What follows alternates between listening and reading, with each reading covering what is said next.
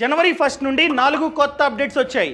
ఇవి ప్రతి ఒక్కరికి తెలియాలి. ఫస్ట్ వన్, అన్ని కార్ బ్రాండ్లు వాళ్ళ కార్ ప్రైజెస్ ని 3 to 4% పెంచేశాయి. ఫర్ ఎగ్జాంపుల్ హుండై చూసుకున్నట్లయితే వాళ్ళ కార్ ప్రైజెస్ ని 25,000 వరకు పెంచేసింది, డిపెండ్స్ అపాన్ మోడల్స్. అదే విధంగా మారుతి సుజుకి చూసుకున్నట్లయితే అన్ని కార్ ప్రైజెస్ ని 4% వరకు పెంచేసింది. అదే విధంగా మహీంద్రా, ఎంజీ, టాటా, బెంజ్, ఆడి, BMW ఈ కంపెనీస్ చూసుకున్నట్లయితే అన్ని కార్ ప్రైజెస్ ని 3% వరకు పెంచేశాయి. అదే విధంగా కియా అండ్ నిసాన్ చూసుకున్నట్లయితే వాళ్ళ కార్ ప్రైజెస్ ని 2% వరకు పెంచేశాయి. సెకండ్ వన్ వచ్చేసి ఆర్బీఐ యూపీఐ 123 పే లిమిట్ ని, అది కూడా సింగిల్ ట్రాన్సాక్షన్ మ్యాక్స్ లిమిట్ ని 5,000 నుండి 10,000 కి పెంచింది. ఇంకా థర్డ్ వన్, రైతులు ఇన్ని రోజులు బ్యాంక్ వెళ్ళి వ్యవసాయం కోసం ఎటువంటి సెక్యూరిటీ లేకుండా, అంటే ఎటువంటి తనఖా అవసరం లేకుండా 1,60,000 వరకు లోన్ తీసుకునేవారు. Max limit 1,60,000.